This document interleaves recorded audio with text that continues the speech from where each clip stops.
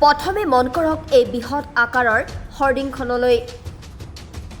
অসমত মিয়াৰ বিৰুদ্ধে জাগি উঠিছে এইবাৰ অসমীয়া যুৱ মঞ্চ। চৰকাৰলৈ অপেক্ষা নকৰি বাংলাদেশী মিয়াৰ বিৰুদ্ধে সৰব অসমীয়া যুৱ মঞ্চ। মুখ্যমন্ত্ৰীৰ সমান্তৰালভাৱে অসমৰ পৰা মিয়া খেদিবলৈ সাজু অসমীয়া যুৱ মঞ্চ। ডাঙৰ ডাঙৰ হৰ্ডিঙত বিভিন্ন শ্লোগান লিখি আঁৰিলে ৩৭ নং আৰু ৬১ নং ৰাষ্ট্ৰীয় ঘাইপথৰ কাষত। এই দৃশ্যসমূহলৈ মন কৰক। এই ডাঙৰ ডাঙৰ আখৰেৰে লিখা হৰ্ডিংখনত আছে, জাগিলে অসম, ৰখিব দেশ, নহ'লে হ'ব বাংলাদেশ। মিয়া খেদাওক, অসম বচাওক, অসমক বাংলাদেশ হোৱাৰ পৰা ৰক্ষা কৰক। এনেদৰে কেইবাটাও শ্লোগান লিখি ৩৭ নং আৰু ৬১ নং ৰাষ্ট্ৰীয় ঘাইপথৰ কাষত ডাঙৰ ডাঙৰ দুখন হৰ্ডিং আঁৰিলে অসমীয়া যুৱ মঞ্চই। এফালে ৰাজ্যৰ মুখ্যমন্ত্ৰী ডক্টৰ হিমন্ত বিশ্ব শৰ্মাই ৰাজ্যৰ ভিন্ন প্ৰান্তত অবৈধভাৱে মিয়াসকলে দখল কৰা ভূমিসমূহ উচ্ছেদ কৰিছে, তাৰ সমান্তৰালভাৱে অসমীয়া যুৱ মঞ্চয়ো এইবাৰ মিয়া খেদিবলৈ সাজু হৈছে। সংগঠনটোৱে ডাঙৰ ডাঙৰ হৰ্ডিং বনাই এনেদৰে ৰাজ্যবাসীক সজাগ কৰাৰ চেষ্টা কৰিছে। মুঠৰ ওপৰত মিয়া খেদিবলৈ যেন উঠি পৰি লাগিছে এইবাৰ অসমীয়া যুৱ মঞ্চ।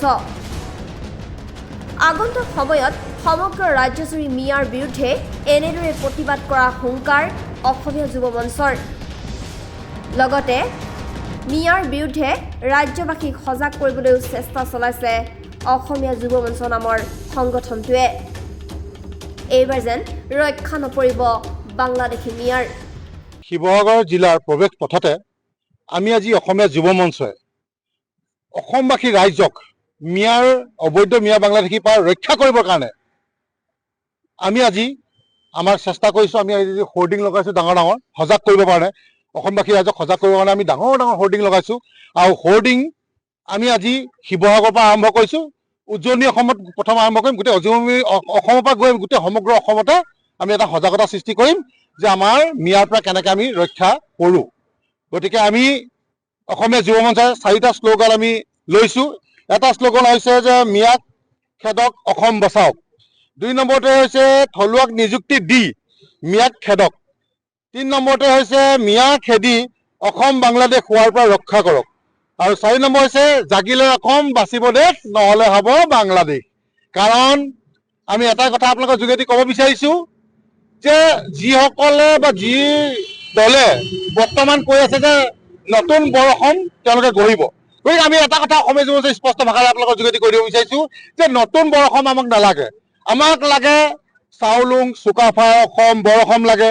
আমাক লাগে শ্ৰীমন্ত শংকৰদেৱ মহাপুৰুষজনৰ আমাৰ বৰ অসম লাগে। আমাক নতুন মিয়াৰ বৰ অসম আমাক নালাগে।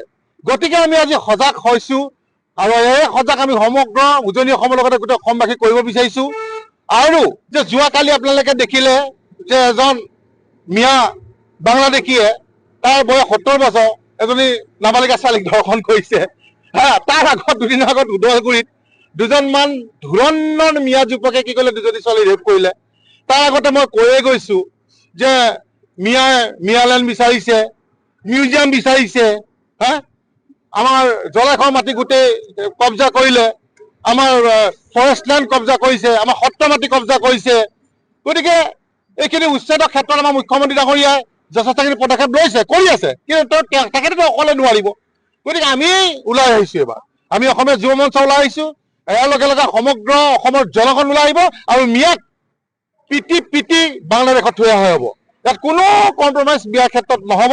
গতিকে অসমবাসী ৰাইজ আপোনালোকৰ সজাগ হওক, আৰু সেই সজাগ হ'বৰ কাৰণে এটা মেছেজ যাব কাৰণে আমি ডাঙৰ ডাঙৰ হৰ্ডিং লগাইছোঁ আৰু গোটেই সমগ্ৰ অসমতে আমি বৰ্তমান এতিয়া লগাবলৈ যাম। আৰু এটা কথা ক'ব বিচাৰিছোঁ যে মিয়া মানে চোৰ, ডকাইত বা ড্ৰাগছ বেপাৰী, গৰু চোৰ, গাড়ী চোৰ, সকলোতে মিয়া মিয়া মিয়া। সৌদিনা দেখিলে আপোনালোকে লখিমপুৰত নকল সোণ ধৰিবলৈ যাওঁতে আমাৰ আৰক্ষী প্ৰশাসনৰ গাত হাত তুলি দিলে। তাৰ আগত আমাৰ কিমান যুৱক মাৰি দিছে। তো গতিকে কিমান ৰেপ কৰিছে। গোটেই চবতে জড়িত এই অবৈধ মিয়া বাংলাদেশী। গতিকে অবৈধ মিয়া বাংলাদেশী থাকিলে আমাৰ আফটাৰ আমি 15 বা 20 বছৰ পিছত আমাৰ খিলঞ্জীয়া ভূমিপুত্ৰসকলৰ বা খিলঞ্জীয়া মানুহৰ অৱস্থা বেয়া হ'ব। গতিকে আমি এটা আজি মেছেজ দিবৰ কাৰণে আমি অসম চৰকাৰক দাবী জনাইছো যে অতি শীঘ্ৰে যিমান অবৈধ মিয়া বাংলাদেশী অসমত আছে সকলোকে তালি টোপোলা বান্ধাই একদম বাংলাদেশত থৈ আহিবলৈ বাবে আমি মুখ্যমন্ত্ৰীক আমি আহ্বান জনাইছো। জিলাৰ প্ৰৱেশ পথত ৩৭ নং ৰাষ্ট্ৰীয় ঘাইপথত আমি অসমীয়া যুৱ মঞ্চই এই যি মিয়া বাংলাদেশী আছে, মিয়া বাংলাদেশী আমি সমগ্ৰ অসমতে আমি উজনি অসমত বিশেষকৈ আমি আৰম্ভ কৰিছো ডাঙৰ ডাঙৰ হৰ্ডিং লগাই অসমখনৰ জনসাধাৰণক আমি সজাগ কৰিবৰ বাবে আজি আমি এই পদক্ষেপ লৈছো। আৰু এই পদক্ষেপ আমাৰ সমগ্ৰ অসমতে হ'ব। প্ৰথমতে আমি আমাৰ নিজৰ এই উজনি অসমখনত আমি প্ৰথমতে আমি এই প্ৰভুত্বটো ৰাখিব লাগিব। সেয়ে প্ৰথমতে আমি উজনি অসমৰ পৰা আমি আগবাঢ়িম। আৰু তাৰ মাজত আমি ক'ব বিচাৰিছো আমাৰ দুটা শ্লোগানে আছে যে মিয়া খেদক অসম বচক আৰু মিয়া খেদি অসমখন বাংলাদেশ হোৱাৰ পৰা ৰক্ষা কৰক। নহ'লে কিন্তু কথা অসমীয়া যুৱ মঞ্চৰ স্থিতি স্পষ্ট যে অনাগত দিনত আমাৰ যাতে খিলঞ্জীয়াসকল যাতে দুখত পৰিব নালাগে।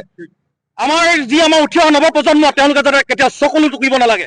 আমাৰ পাহুৱাল ডেকা যুৱক যুৱতী আছে, আমাৰ পাহুৱাল যুৱক যুৱতীয়ে আমাৰ কৰ্মমুখী হৈ কাম কৰিব জানে।